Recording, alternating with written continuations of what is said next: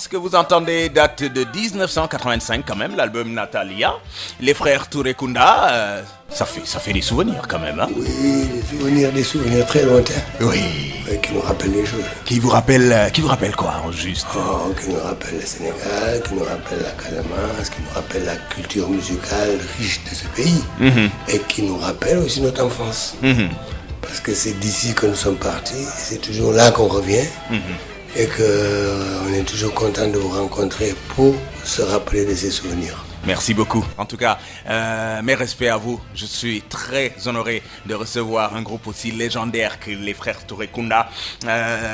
Donc, le groupe a été créé en 1977, on s'en souvient. On aura l'occasion d'y revenir.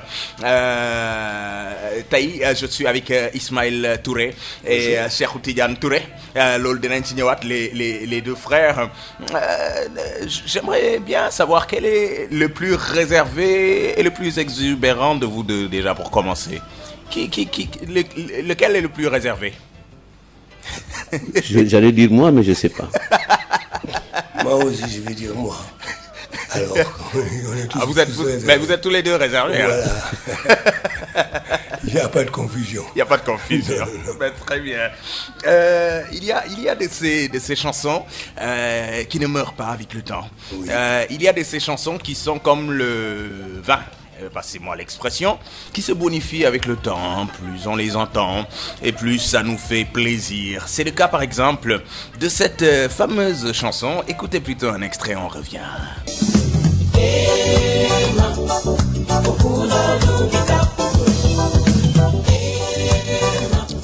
Alors ça c'est Emma.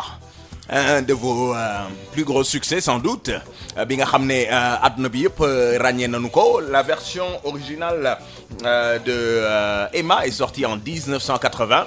Déjà bu ngeen déggeete Emma qui signifie quelque part Mama Africa ngeen dellu siwaat en Afrique retour à la source war na doon loo xam ne lu bëri lay joxe ci yéen j'imagine.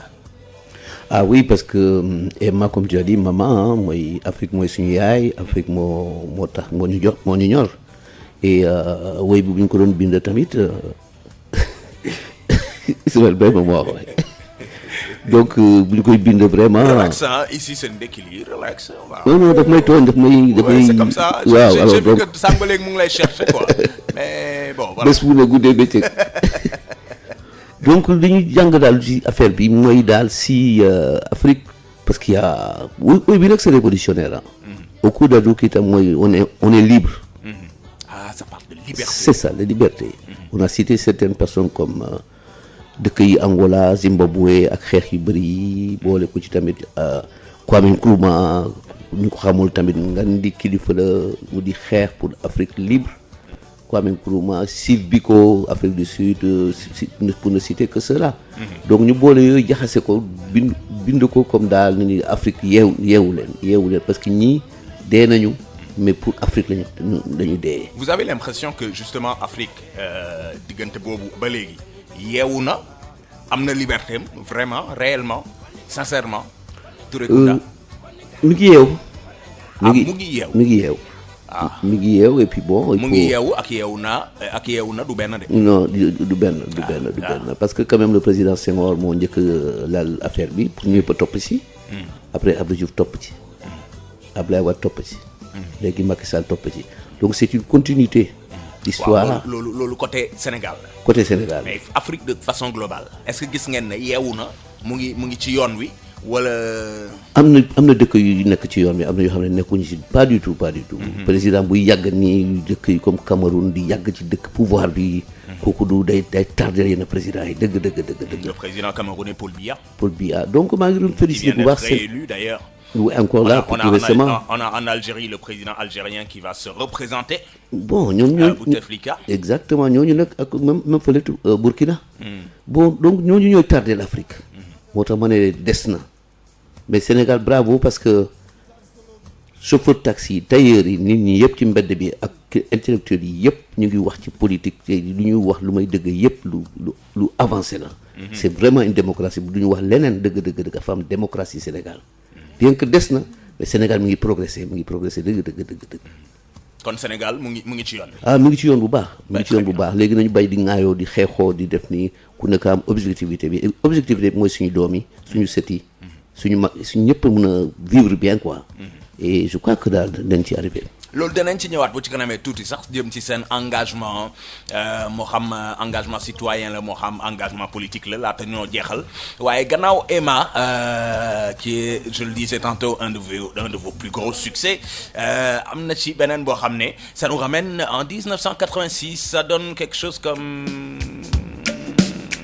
ça.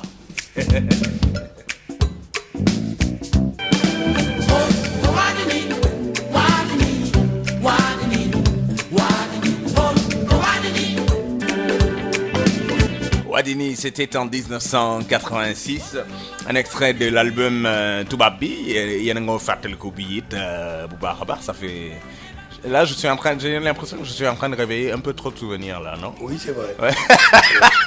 Comme la musique. Faudrait peut-être que je m'arrête un peu. Non, allez-y, c'est une palissade qui risque de tomber. Ouais. Et sur quelle tête elle va tomber, on Ouais. verra. Ouais.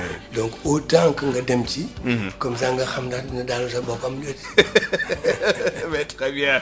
Mais en tout cas, les frères Touré Kunda, moi je suis très ravi de vous recevoir ci suba gi dinañ dellu si ci kanamee tuuti ci morceau yi nga xam ne marqué nañu bu baax a baax mélomane yi mélowoman yi au fil du temps mais dama bëggoon ñu ñëwaat un tout petit peu à vos débuts parce que les débuts ils n'étaient pas faciles du tout j'allais même dire que les débuts de Touré Kunda étaient quand même assez difficiles. Il y a eu Ousmane bien entendu mais il y a eu surtout Amadou. En lisant un de vos interviews, vous disiez ceci. C'est quelqu'un qui a tenu tête à toute la famille Touré, qui ne voulait pas qu'il fasse de la musique. Ce n'était pas bien vu. Nos parents nous disaient que la musique était satanique. Seeni parents kon bëgguñu woon ngeen def musique. oui bëgguñu ko parce que ñoom musique du métier pour ñoom. musique bi daal mooy jàngal école tubaab bi. da nga réussir am sa diplôme wala nga nekk médecin wala nga nekk pilote wala nga nekk daal enseignant et parents yi noonu lañ ko gisee alors ñu doon laxatu nag di wéy ba ci guddi gi taar laa ne bu ñu doon wéy dans les MJC à Ziguinchor parents yi dañuy yeew ñu ne ñii xale yi la xale yi ñooy wéy nii baat yi xale yi la donc bu ñu yeewee lu matin nag nelaw ba booru midi pour añ paa bi nag bu ñu toog autour du bool day saaga ñëpp mais du saaga ñëpp quoi ku nekk da ci gis boppam kii du métier laa leen wax wala au moins bu ngeen indi dara da ngeen di wéy rek tëdd nelaw ni ñu yeey leen jox leen ceeb déedéet kooku du yoon. parce que amul woon dara en fait en retour. amuloon dara. c'était yéen da ngeen ci doon dem par passion. oui puis dañuy làqu nag finalement dañuy dem ba Gambie dem tëggi musique ñu ne am nañu liggéey bu ndaw mais du ñu wax lan la. dem. daan ngeen làkkatu di dem Gambie. oui dellu si. oui alors on a eu peur finalement ñu ne nañu dellu parce que yàgg nañ fi parce que parents yi te xam nga ne sa ndey ak sa baay bi foog nga déglu leen. bon mais il y a le respect bien entendu. kooku c'est primordial. ah oui. donc on a fait ça et puis continuer di musique di làqu ñuy génn di dem et puis suñu grand bi Amadou moom nag il s'était lancé dans la musique donc nous on le suivait. mooy Amadou mooy grand bi gaañoo à Paris en plein concert. d'une crise cardiaque. oui et mu ne bu leen ma topp parce que famille bi nañ ma xas-xas boo xam ne te ma parce que maa leen mag jàngaleen bàyyi leen ma def lu may def mais nag comme on était têtu lu muy tëgg ci guitare ak lu muy def yëpp ñu ngi ci ginnaawam di ko wut mais comme il y avait un blocage au sein de la famille au sein même de la nation sénégalaise parce que kenn bëggul doomam musique su ma saay bi mu ne maa ngi dem ma ne ko fa jë mu ne maa ngi dem je vais faire pleurer le soleil ma ne ko mu ne ma aventure lay dem noonu la ñuy tugal comme tu disais tout à l'heure que c'était très difficile pour lui très très très difficile mais il a tenu et il m'a appelé pour venir. et pourquoi d'abord doguma la foofu pourquoi nga ne il faut que ma dem à l'aventure j'ai envie d'aller à l'aventure c'était li parents yi doon jouer un rôle boo xam ne daf leen da ngeen doon gis ne daf leen doon bloqué quelque part wala da nga gisoon ne vraiment ce talent feneen la mënoon éclore quelque part.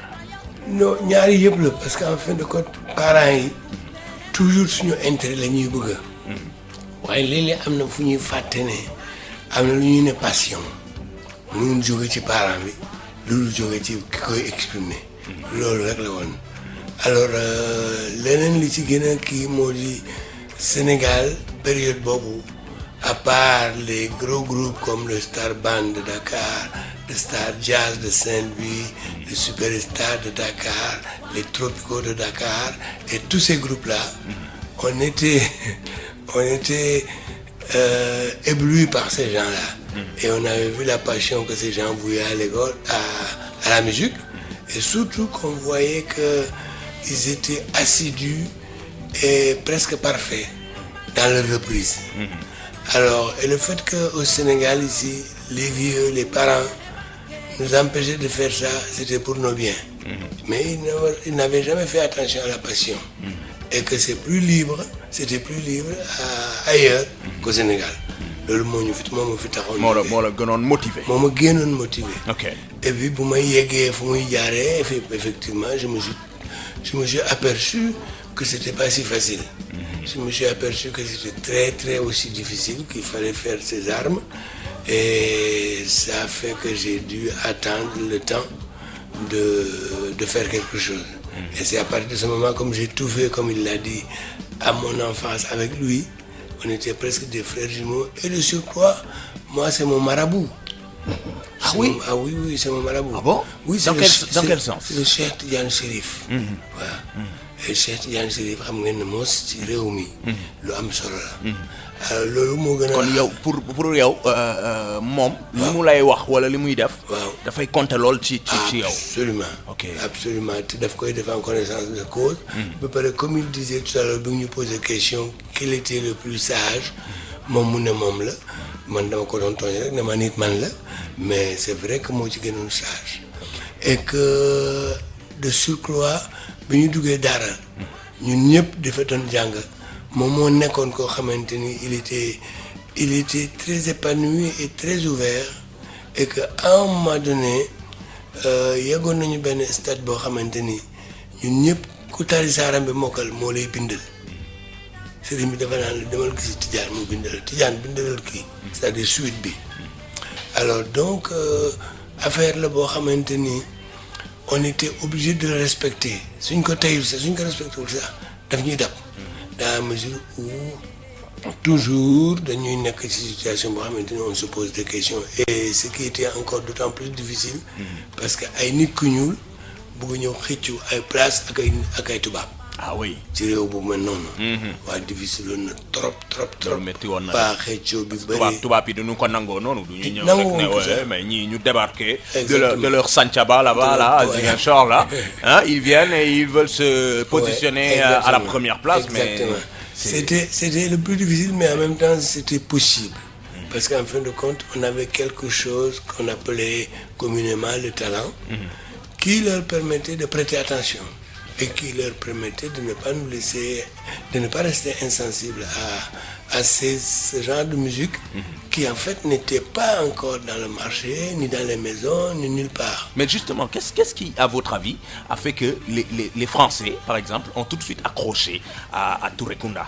Quand on parle d'évidence, on dit que ça ne devait pas être évident à l'époque surtout, mais voilà, le public français a accroché. Qu'est-ce qui a fait ça? Ben, c'est des raisons musicales et puis c'est un public, vous dites bien, qui est très branché musique. Parce que tous les gros succès français étaient faits par des non-autochtones. Quand vous écoutez l'Italie, les chanteurs italiens, quand vous écoutez les États-Unis, les chanteurs américains, et petit à petit, la surface française a commencé à prendre un essor. Et nous aussi, leurs artistes ont commencé à s'épanouir et à s'exprimer aussi agréablement en musique. Lolo, moo ñu tax a approché gars yi. Alors nous, du coup, au sein du groupe qu'on a composé, on avait recruté, après la relance de la recherche d'artistes, certains Français qui étaient passionnés par ça. D'accord. Et qui sont venus abonner à notre cause. Ok. Et lors des gros concerts, les gens les Français en majorité, nous devenons un phénomène. Et ils venaient voir que font ces Blancs-là avec ces Africains. Et c'est là qu'on les a pris dans un piège. C'est là que vous les avez piégés. Piégés, exactement. Parce qu'en fin de compte, ils se sont aperçus que le choix qu'ils sont en train de faire est en train de s'avérer vrai. Et donc, du coup, nous avons vécu des choses après. Après, le plus difficile, on a vécu des choses très agréables. Moi, je me souviens, on avait des musiciens dont les pères étaient d'un côté des médecins, dans d'autres, les pères étaient des professeurs, ainsi de suite. Et quand les parents allaient en vacances, ces musiciens dont on parle nous amenaient dormir chez eux. Carrément. Oui, parce que comme on était des immigrés, on survivait. Les gars nous invitaient chez eux.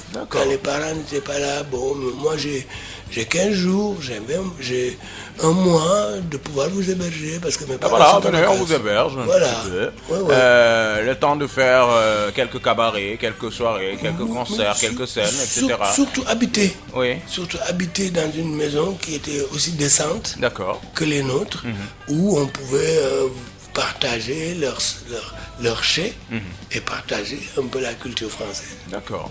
Cette culture française que vous avez finalement adoptée, mais vous êtes quand même originaire de Santhiaba. Vous y êtes retourné d'ailleurs, au Sénégal, à Santhiaba. 81 déjà, parce que je crois qu'après Dakar, on était tout de suite allé vers la Gambie, et c'est de la Gambie que nous sommes allés en Casamance.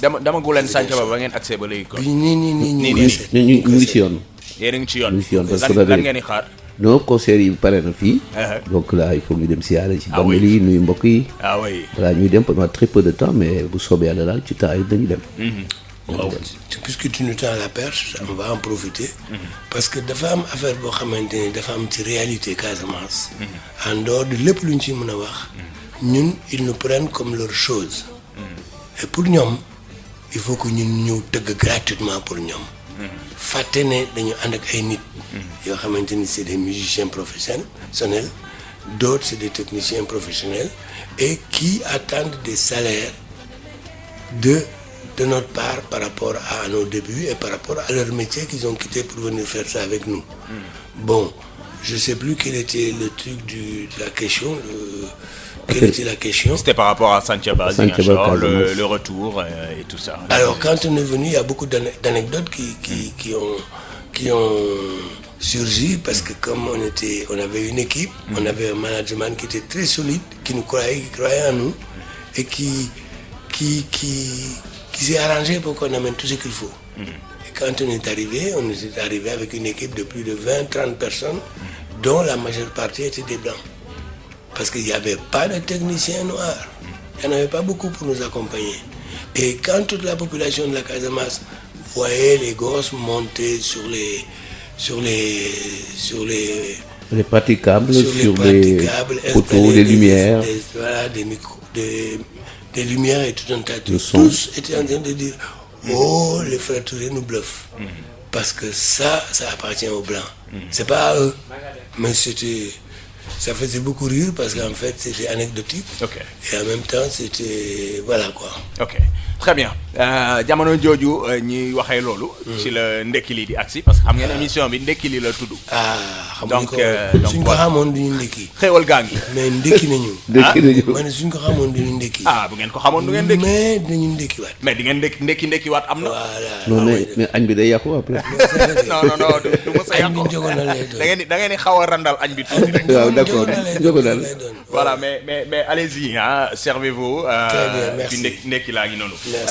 Touré Kunda la ñu dalal tey ci seen émission ndekki li est-ce que yéen a ñuy fàttaliku concert bi nga xam ne ñu ngi ko amee woon en 1977 à l'hippodrome de Pantin ba Mamadou Konté le fondateur du label Africa Fête décédé en 2007 bi mu organisé woon yéen a ngi koy fàttaliku. oui di fàttaliku bu baax.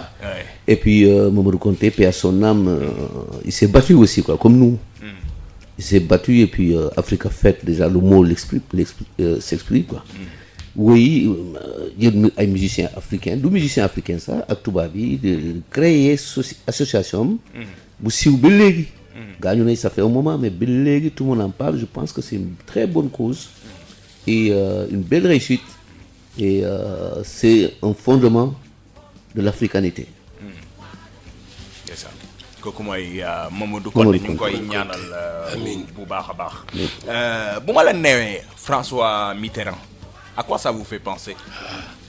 Ça nous fait penser à celui grâce à qui la musique africaine est rentrée dans l'espace culturel européen. Parce que c'était un grand intellectuel et un homme de culture. Et il a très vite compris, même mieux que la plupart des Africains, que la musique est une œuvre. Et ce qui fait qu'il a laissé un grand espace dans cette culture musicale. D'ailleurs, c'est à partir de là que tout le monde connaît Jacques Lang, qui a créé la Fête de la musique. La fête de la musique. Et puis, il faut se souvenir qu'à l'époque de cette période, certains musiciens français seulement faisaient des concerts en live. Et que nous, on a commencé tout de suite par le live. Et à partir du moment où tout le monde a vu qu'on faisait du live, tout le monde s'est mis à essayer à faire le live. Et ça a amené du monde. Ah ouais. Et grâce à ça, tout le monde fait du live ici et c'est venu rentrer dans la culture africaine en général. C'est pour ça qu'on voit de plus en plus de musiciens aussi qui font du live ici. Bon, donc tout ça c'est grâce à François Mitterrand. Et nous étions conviés au sommet de Vittel où on a été faire la programmation, la musique de cet événement. Donc ce monsieur plutôt, on a envie de l'appeler mec parce que c'était un grand homme. Et François Mitterrand, tu vois. Oui, c'était un grand homme. C'est vrai. Et à chacune des manifestations internationales ou nationales, c'est sa femme qui en fait nous appelle directement. Est-ce que vous voulez venir participer? C'est Madame Mitterrand même qui vous appelait? Souvent. Okay. Et il nous déléguait à quelqu'un qui l'envoyait pour venir mettre les choses en place. Donc Madame Mitterrand dafa bëggoon culture culture africaine rawatina. Mais oui, ils ont ouvert beaucoup ci musique africaine quoi. Vraiment moo tax mu am place am en Europe quoi. Et puis kooku nag du question tubaab lañu mais dañu am xol dañu am xel. Donc vraiment moo tax africains yu bëri itam di percer en Europe. Et puis lu ma ci mënoon teg mooy waay sommet de Vittel bu ñu defoon noonu. C'est des pays francophones d'Afrique. ak président français. foofu la ñu jël micro ñu ne leen dañu souhaiter di leen teggi en Afrique mais dañu bëgg rek ngeen wàññi ñu taxi transit yi pour wàññi ñu bor yi parce que dafay compliqué. kan mu ñu njëkk a répondre Abdou Diouf Côte d'Ivoire Gambie anglophone sax tontuñu Mali tam tontuñu yenn pays tontuwuñu ñu xam ne bu ñuy ñëw taxi dinañ ñu ko wàññil ñu ngi koy remercier bu baax Abdou Diouf. Donc nous ñëw ak suñu camions yi suñu citernes yi ak lépp suñu son yi scène bi lépp indi ko feu d'artifice yëpp indi ko moo tax Paris Ziguinchor live bi génn fii Sénégal. Très bien. Voilà te loolu tamit bu ñu koy def tamit dañuy Abdou Diouf ak waral waaye dëgg daf ñu jàppale dëgg. Très bien. Et puis lu ci kii gën kon Abdou Diouf bu ñu doon wax ne il n'était pas très culture finalement si un peu quand même. Mais certainement chez lui danse mais bon xam nga rek dëkk bi. Il était peut-être trop jàmbur à tel point que lu bëre amaana mu def ko te gisuñu ko. Parce que ñoom c'est des gens qui sont non seulement immensément grands mais en ce moment qui agissent dans l'ombre et dans la discrétion. Très bien. Voilà. On parlait de François Mitterrand tout à l'heure. Ban regard ngeen am tey ci relation France-Afrique par exemple. Ba nga xamee ne le président français actuel bi ñu naan Emmanuel Macron ba mu accès dafa ne par exemple lépp lu ñu daan wax fii di wax ay France-Afrique moom da koy dakkal loolu waratul am léegi dañuy def du gagnant-gagnant ak yu demee noonu xam nga teg ma teg ñu xool ku nekk sa intérêt et tout ça relation yi moo xam politique la moo xam ci économie la moo xam échange yi est-ce que gis ngeen ne vraiment réellement Afrique mu ngi ciy gis boppam. Je crois qu'Afrique war na ci gis boppam parce que on a besoin de l'Europe. L'Europe a besoin de l'Afrique. Mais gagnant-gagnant boo wax moo gën a intéressant. Parce que quand même on est des partenaires séculaires. Et bu ñu defee équilibre bi du ñëw lekk suma alal parce que souvent dama koy dégg. dañu jël suñu alal di ko yóbbu. mais ci waxtaan la rek boo waxtaanee ñooñu dañuy toog gis seen bopp ñu ne wooy d'accord nañ mën a changer mais boo leen bàyyi dañu continuer mais da nga leen di wax dëgg noonu dañu changer suñu rapport yi ñu mun a équilibrer yëf yi ñu mun a ànd dem parce que France c'est très important l'Afrique Sénégal aussi c'est très important. Et puis cette situation gagnant-gagnant c'est une très bonne chose. C'est vrai que pour revenir sur la question de Macron c'est très bien que ça soit un jeune président on peut l'appeler comme ça pour faire parler de lui parce qu'en fait démarche yi muy def nii yëpp pour wane ne qu'il fallait faire ci il fallait faire ça question de politique la. ah oui question de politique dafay politique. mais dafa am lu mu rax. ok mais Macron jeunesse bi peut-être mooy jouer un tout petit peu ci intelligence boobu nga xam ne daf ci boole xeetu politique googu nga xam ne parce que qu'on se le dise oui. D'abord seeni intérêt la ñuy xool absolument alors bu ñu trompé qu'on se trompe pas mënuñu bugg a ba ñu génnal ko doomam wala ñu génnal ko jarbaatam wala même suñu amul les mêmes liens de parenté que nous on a avec nos parents seen intérêt la ñuy seet oui bon léegi nag c'est comme tu dis comme disait tantôt Tidiane c'est le problème du gagnant-gagnant mooy nekk ci situation boo xamante ni dama leen di jox sunguf wala ngeen may jox sunguf ma jox leen xaalis. tu vois wala dama léegi gagnant bu fekkee ne ay njiitu réewu Afrique. dañoo taxaw ne loolu moo war a nekk. parce que tout simplement note nañ ñu assez comme ça. léegi dañu bëgg nag vraiment bu ñuy wax jël suñu indépendance jël ko de façon mais radicale voilà complète. nga xam ne saa bu ñu ko defee. rek ñu ne kon nañu xool nu leen éliminer. ba nga xam ne ñoom dootuñu bokk ci système bi. à chaque fois gis nañ ay. loolu la ñuy ragal. mais l'Africain et le Sénégalais qu'on connaît. n'est pas ingrat. donc à partir du moment où woon nga ko xëjal nga ko. je crois que c'est rare que muy coup comme on dit les partenaires. et c'est vrai que aussi il s'est retrouvé dans une situation boo xamante ni. on disait politique la su trompé def ay erreurs yu bëri ñaari yoon ñeenti yoon dootuñu ko falaat. bon donc ça c'est pas le cas ici au Sénégal. parce que fii on dirait que il faut bon et. non mais allez-y. non je vous en prie. allez au bout de votre idée. non l'idée c'est que de votre idée. du benn. parce que da ngay roy ki ngay roy te en fait xel bi rek moo nekk ci yow mais du bëgg-bëgg bi ak kattan bi. loolu défaut la bu rëy ci ñun. bon léegi nag les dés sont donnés il est pas dit qu'on a échoué man fànn boobu moo ma gën a intéressé. lu ma ci gën a intéressé mooy lan la ñuy def ci biir pour dellu ci égalité bi. parce que am na benn force bu France am ci Afrique. surtout francophone. et de surcroît sénégalais. boo xamante ni on est en train de comprendre que lu bëri lu xaw fii ñoo ci taxaw. et pourtant yéen a ngi foofu.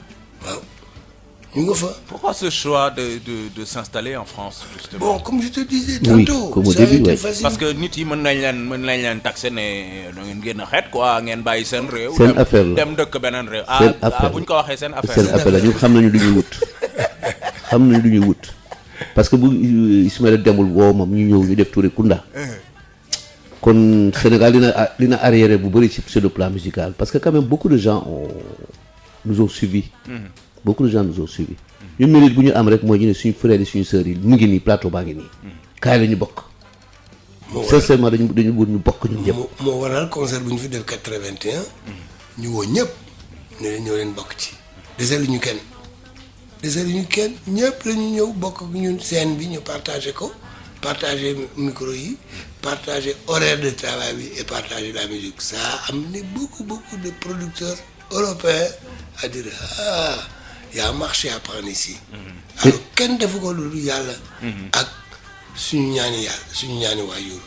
donc ñun ñëpp dañu war a continuer ci fànn boobu jël musique bi xëjal ci ñoo xamante ni am nañu possibilité bi surtout xëjal leen de telle sorte que ne conception bu ñu ci war a def. pour mu neex européens yi ñu mun koo jënd parce que loolu moo important ñun defaral suñu bopp musique rek suñu kër soxlawul ñu tukki fi la ñuy toog def ko mais suñu demee ba ñu yegg ci situation endroit boo xamante ni ñooñu dañ koy développer di ko produire di ko reproduire loolu moo waral nekk fële bi loolu moo waral aussi ñuy kontaan pour waa fii bokk ci. En tout cas une chose est oui da nga bëggoon yokk. oui dama bëgg a compléter benn affaire tamit lu tax ñu des Tugal France. aussi longtemps on a appris beaucoup de choses dans le corps concert production contrat signature fiche de paye salaire cotisation sociale retraite yi yëpp jàng nañ ko foofu balaa Sénégal di ko def ci artistes yi parce que fii dañ lay fay nga jël xaalis bi séddoo ngeen dem amul benn trace bu ngeen di bàyyi pour seen avenir doom loolu bokk na ci lu bëri ñu toog foofu et puis je me rappelle avec Magatte Wade ci RTS on a fait une émission ñu ne mais ñun dañu bëgg ñu décentraliser pirate bi baaxul day lor nit ñi ñu bis du ñu jeex Sandaga ñu ngi ñaw ñu ngi dupliquer ñu ne te ñu wut ay salles comme des magasins commerciaux comme Sonalis y en a partout mais commencé nañu ñun teg ay cassette biir Sonalis yi fii commencé woon nañu mais loolu continué wul parce que gars yi on dirait que ça les intéresse pas pirate bi moo leen intéressé et puis on a encouragé beaucoup aussi le BSDA le bureau sénégalais des droits d'auteur mais loolu on a vu que pirate baa ngi gën a yokk plus nga wax ko donc ñun pare wuñu pour ñibbi si léegi suñu liggéey fële la mais ñu ngi ñëw toujours parce que Sénégal bi ñoo ko bokk. ok loolu leer na li am ba am mooy de toutes les façons Touré Kunda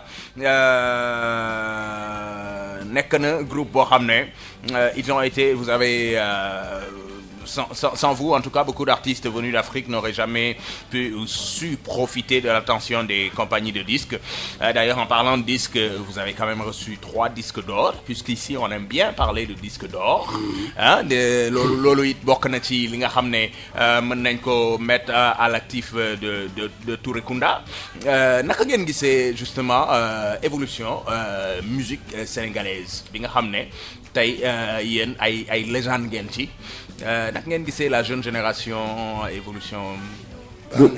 donc disque d'or booy wax tam am nañu Grammy Award. ak Grammy ok am nañu Grammy Award. mais musique Sénégal bi daal ku nekk na def la neex dëgg ku nekk na def la neex. ku ne ngi def lu la neex.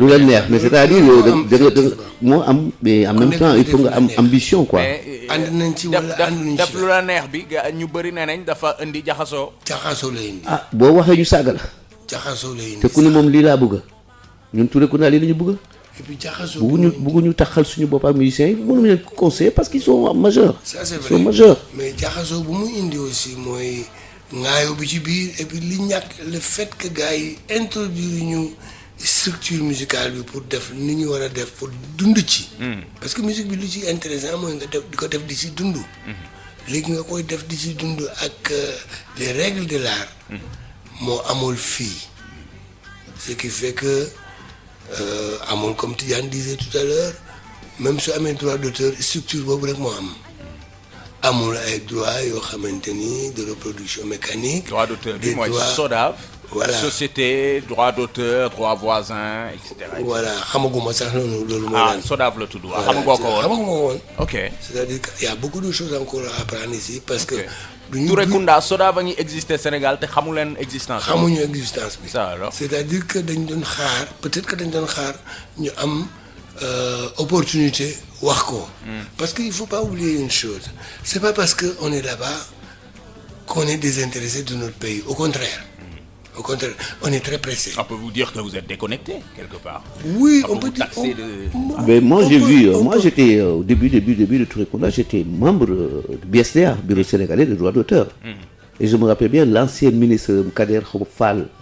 ñëw mu ne ko bindul tontuma te automatiquement Bureau sénégalais des droits d'auteur. te man ñëw naa inscrire am na ñu inscrire ñu def automatiquement te kooku c'est pas normal. c'est pas normal ku bëgg a nekk bureau sénégalais des droits d'auteur da nga fay ne ku ci bëggul tamit amul question réponse c'est-à-dire si tu réponds pas tu es puni. oui mais moi si tu regardes mon exception moi j'ai refusé de m'y inscrire. Parce qu'il n'y avait pas les éléments, les infrastructures bien nettes pour que je puisse jouir de mes droits de passage dans le monde entier. Parce que le but du droit d'auteur, moi, c'est de collecter nos droits. Non seulement dans notre pays, mais dans le monde entier. Mais faut-il que tu sois inscrit sur une structure musicale qui est par exemple le BSDA, qui lui se charge d'aller collecter nos sous partout. Mais maintenant, si cette infrastructure existe et que les gars qui vont collecter ça ne distribuent pas ça légalement aux musiciens, c'est du vol. Ça n'aide pas, ça n'encourage pas. Le fait, c'est de la quête, c'est tout ce qu'on veut. Ça n'encourage pas le fait que la musique sénégalaise aille au-devant. Mais le fait qu'on ait restructuré, si je peux dire, tout cela, avec une nouvelle appellation, une nouvelle direction, est-ce que cela vous fait penser que là, peut-être les choses vont s'améliorer? Aussi, mais ce qu'il faut peut-être faire, je m'excuse, c'est parce que tout simplement, il faut que, comment je vais le dire, il faut que musique ci bopam am consonance bo xamanteni tubaab bi américain bi chinois bi dafay dugg këram dal ne tiens, je vais écouter telle musique sénégalaise. J'ai entendu telle musique dont il paraît qu'il vient du Sénégal et elle me plaît. Loolu amagul te kooku dafa war a teel a ñëw gaa yaa ngi émerger mais jëluñu règlement international yi pour dugal ko ci musique bi parce que loolu rek mooy indi artiste bi am lu mu mën a téye quoi. Règlement yooyu ngay tudd danañ ci ñëwaat bu ci kanamee tuuti. Aïcha 98.5 FM, la fréquence à Dakar, Sud FM, la première radio privée du Sénégal. Dinañ ñëw dans la deuxième et dernière partie ak les frères Touré Kunda dans un instant. Mais dama leen bëggoon voyager loo un tout petit peu encore ni ma ko defee ba ñuy tàmbale émission bi le delloo leen en 1992 un tout petit peu. Si je dis 1992, ça vous fait penser non? 92. nga baal ma déglu ma parce que y avait ça 300 bi dañoo lekk quoi.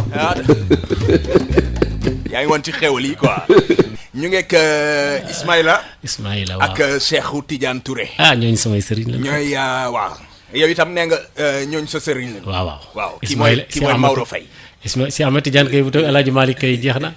waaw Cheikh Tidiane Kay moom mooy sëriñu El Hadj Malick. ndeysaan. waaw Cheikh Tidiane mooy sëriñu El Hadj Malick ci tarixatu Tidiane yi. ndeysaan. waaw te ñoom dañoo woyoon sama turandoo moo tax ma kontaan. wallaahi danañ ci ñëwaat léegi. ci El Hadj Malick. danañ ci ñëwaat léegi damaa gis grand jëlal xëccal micro bi. damaa gis léegi ba xibaar yi di jàll. yaa ngi naan sax wax leen nag parce que yaa ngi bëgg a déglu xibaar yi bu baax a baax. information daf la itteel torop. non oui daf ma j'aime bien et puis maa ngi di kii mais mi ngi ci français mais nu mu koy liire ci français. di xel bi di nàcc ci wolof bi. moo ma impressionné quoi alors bu may dégg ay wax fële ma ne non noppi leen pour mu déglu. d'accord waaw dama ko doon tënk. mais loolu la mais dama ko doon tënk ci wolof bravo waaw mais merci. ñoo ko bokk oustaz bu ma nee Touré Kunda lan la lay fàttali. waaw man daf may rappeler xam nga ci wàllu musique xam nga dafa am ñoom dañoo benn originalité bu nekk ci ñoom. il ne change pas de chemin fi ñu tegoon rek la ñu tegwaat ba léegi. te seen rythme musical tam daf lay fàttali Touré Kunda c'est-à-dire que boo déggee rythme bi. immédiatement tu penses à eux. dafa coller leur nom colle avec leur musique. xam seen musique bi dafa coller ak seen tur bi. mais bi ñu woowee El Hadj Malick moom wooy ci tarixa Cheikh Ahmed Tidiane. et d'ailleurs ci ñoom parmi eux am ku ci tudd Cheikh Ahmed Tidiane. loolu daf ma neex lool parce que xam nga Cheikh Ahmed Tidiane bu mag bi nekk Fass. kooku ci juróom-ñaari at rek ci la mokkal alxuraan. jamono bi nga xam ne ti ngay jàppe sa doom dugal ko école. moom ci la mokkale alxuraan. mais Cheikh Ahmed Tidiane également ci ñaar fukki at yàlla ak benn. ci fukki at yàlla ak juróom-benn ci la suulal noo woy juróom wu góor ak woy juróom wu jigéen mu nekk jirim nekk yonent bi nekk ci moom ñaar fukkeelu maam ak benn. alors c'est quelqu'un boo xam ne bii dafa mu feeñu ko nag jox ko salaatul fatiha. moo tax Sidi Hadj Malick di wax ne. moom ci bindam yu sell yooyu mu ne. cheikh rek mooy sama sëriñ waaye su may roy yonent bi laay roy. parce que yonent bi Cheikh daf koy roy ma log ci moom. waaye su doon tagg yonent bi rek mën naa bañ a def burdu ndax am naa lu ma gàmmoo ndax waxee na miimi yu est-ce que te mooy xilaasu hab ndeysaan loolu am na solo يا إلهي من له زاد خليل إن له جف موضوع خليفة مالك أمو مرم voilà très bien ci loolu yàlla lay yaa de ci yónneen voilà loolu c'est important ah yéen a ngi gàmmu ah ilaahi noo ko waxee grand waaw noo ko waxee di la grand xam nga toogal oustaz aca boobu noo ko waxee grand nga ne bismillah يا إلهي من له زاد خليل إن له جف موضوع خليفة مالك أمو مرم waaw pour saxal la ne mooy suma sëriñ. mun naa ko wax loolu léegi. yaasin wal uxraan. pour xaar. est-ce que wal quraanil hakiim non non non même soo deful lépp rek. non mais dafa gudd lool non Yacine dafa xaw a gudd wax na dañ dëgg koy dog ci pàcc yëpp. ah waaw ci pàcc pàccan léegi xam nga nu ñuy def waaw. moi je vous propose plutôt benn extrait xam naa ne yéen ñett ñëpp dana leen neex ah bon bu ma leen ne Mame Dabakh ñu déggaat ko tuuti ah loolu dana alaaj leen Abdou neex ça c'est important Mame Dabakh waxoon na fi lii déglu leen il faut que wax am su ko defee gouvernement bi dimbale ñu ci affaire sëy yi dimbale ñu ci passé yi dimbale ñu ci suñu doom yi ñu të kenn mënatu leen a yar dimbale ñu ci càngaay yu gàtt yi dimbale ñu ci xeesal yi ñu nit ñu dimbale leen ci jàkka yi ci wax waaye li koy sotal ñoom al muluku aswatullahi fi ardi ma ne ko benn dara doxul suñu diggante yow yaa ngi nii di préfet wala ngay sous-préfet maa ngi toog nii di bokk yow ñu ngi waxtaan yaa ngi may fekk sama kër ma di la fekk kon kay dara amul dañu bëgg rek lu defar réew mi ak lu ko jëme kanam ak xol yi nekk benn waaye ñu duñu contre gouvernement duñu bëre ak yàlla duñu xeex ak yàlla waaye nag yàlla bañi foog ñun la fi teg pour ñu wax yàlla daf leen sédduñu yéen zahir la leen dégg baatin la ñu dégg yàllaa ngi nii amee chambre de député bu boppam wa xalaqna min kulli shay'in zawjayn bu leen defee ne mukk député yi fii rek ñooy daje ci assemblée di wax son borom a ngi amee assemblée nationale am amee député am amee président amee vice président ila yawmina hada ila yawmina hada te itam bii fi nekk di ñu yéem kooko ko sam moo ko sam député yëpp sëriñ sëpp dañu àndandoo boole seen bopp bàyyi tariqa yi ñuy def arme di ko xeexe wattandi koy bépp taalibe boo xam ne bii day dugg ci suñu diggante di ñu teqale loolu am na gouvernement bi dina wattu ñi nga xam ne dañuy dem ci ñoom di leen boole ak ñi ngi dëkk réew mi te ñu yilif leen bëgg a yàq seen diggante loolu du jur lu baax ci wàllu sëriñ seeg taalibe yi lu baax ci wàllu gouvernement bi ñi muy yilif lu baax ci député yi nga xam ne ñoo bokk assemblée bi bépp député boo xam ne taxaw nga ci assemblée ba gis loo war a wax nañ la bàyyi nga wax ko soo ko waxee ba noppi na ko gouvernement bi toppatoo la ca war mu def ko ca sudul dëgg ñu door wax ne du dëgg te itam ndegam yàlla diine ba na àndee doon waxatuma la keneen mu ngoog kon de loolu def naa oustaz amatuñu dara luñ caa teg waa xam nga Mame Dabakh moom bu waxee moom dafay mel ni tey la ko wax lii waaw nitu yàlla yi ñoo mel noonu xam nga ñoom seen wax day topp jamono bi rek di dem dafa am benn borom xam-xam intemporel voilà lu ma bu ma mas a laaj benn na ko loo xam ci Alaaji Abdou mu ne moom mooy Maodo Malick mu ndaw parce que Alaaji Abdou dafay refléter papaam ndax moom ci dëgg rek la nekkoon xam nga Sidi Hadji Malick même boo gisee ni mu bindee sax woyam yi du ko jëmale ci boppam day teg nit ñi ci yoon wi ba noppi moom laqatu parce que bëggul wone boppam waaye nag waxoon na ni moom Alaaji Malick suñu demee ba nga xamee ne bàmmeel yi toj na danañ xam ba xam kan moo war mbaam wala kan moo war fas ndax lépp lu saaba yi defaloon yàlla rek yonent bi rek man defal naa ko Sidi Hadji Malick loolu la wax mu ne Omar ibnu Khattab moo fi nekk Aboubacar Sadiq Ousmane ak Aliou maa ngi wat ne bu yowmal xiyaamee fu ñu taxaw dinaa leen juróomeel loolu nag jomu Alaaji Malick moo ko mooy moo tax Dabakh également loolu la namp ci way juróom ba nga xam ne mënul wax lu juunu waaw moom xolam moo yaatu woon ba nga xamee ne te même Alaaji Malick gis nga même ci gàmmu ci gàmm bi muy wax bi muy tàmbali ci xilaasu hab di wax wasalliyan yaa ilaahi dafa wax naa la ko fii démb dafa wax ne wa innahu is aradallahu nashatana abana min nuurihi nuuri nabil alami c'est-à-dire que yàlla bi mu avant muy tàmbali di bind dara ci laa tàmbali way yonent bi waaw mu ne ci leeram bi mu tàmbali pour mu dund ci ñun ci laa ko tàmbali te Seydi Hadji Malick dafa topp leeru yonent bi nga xam ne Abdoulaye moo ko jur leer gi ndigg lu mu dem rek Seydi Hadji Malick tudd na ko tudd na yonent bi ban dugal ko ci bàmmeel mu woy ko ba ki mujj xëpp ndox ci bàmmeel bi wax na ko Seydi Hadji Malick dem na ba wax xut mën na bu wër tampon bu nekkoon ci gannaaw yonent bi mu wax ñaata karaw moo ko wër kooku nag beneen kooku dimension beneen nit beneen dimension la merci beaucoup Oustaz Maodo Faye ñu ngi laa jaajëfal bu baax a baax Oustaz Maodo yàlla nga fi yàgg te wér jërëjëfati Oustaz Maodo Faye amatina solo je reçois énormément de messages en ce moment jërëjëf Oustaz Maodo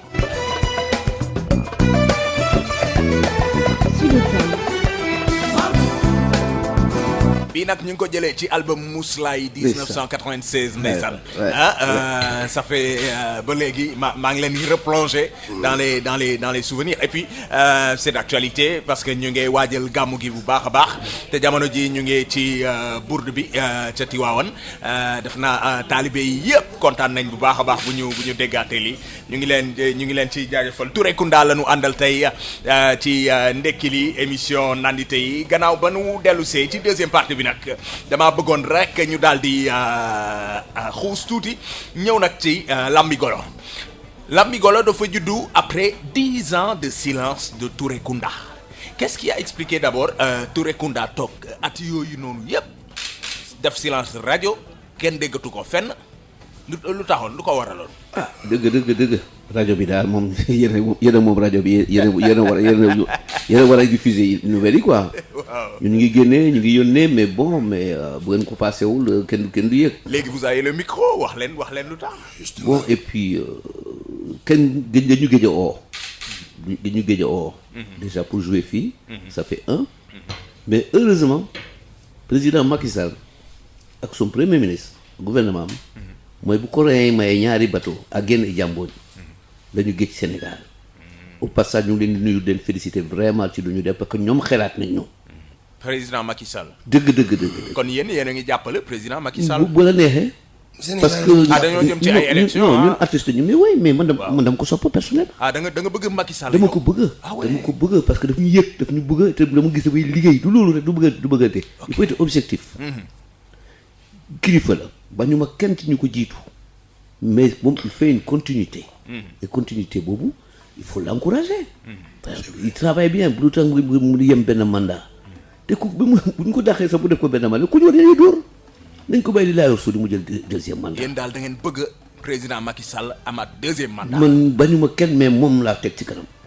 ok ça c'est le message de Touré Kunda léegi bu fekkee du point de vue engagement citoyen bu fekkee citoyenneté bi dafay wax ne voilà li mu fi def daal doyul wala réew mi métti na gars yi di wax ne xaalis amul gars yi di kaas ak yooyu demee noonu loolu yéen du leen interpeller un tout petit peu malgré que nekku leen fi.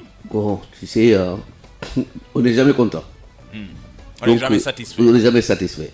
mais yàlla xam ne mi ngi liggéey et puis ñun Sénégalais dañu bëgg lu facile dañu bëgg facilité dañu bëgg facilité et puis sincèrement et puis ku nekk da ngay choisir liggéey boo bëgg a def bu amul place nga wuti leneen wala jaaykat bi wala tailleur bi wala béykat bi ñu bañu ñu dara ñu ngi ñëfe mais ñun nag dañu bëgguñu béy bëgguñu dugg ci leneen lu dul rek administration te il faut savoir aussi une chose dans une administration le président les gouvernements successifs mënuñu feexal ñëpp moo tax mu am fonction publique moo tax mu am ay métiers yoo xam ne mën nañ ko fay mais buur mënul def lu tout mënu ko et puis que qu'on soit conscient de ça nañu avancer ku nekk jéem y a pas de sous-métier foofu laa bëgg a yem d'accord kon loolu leer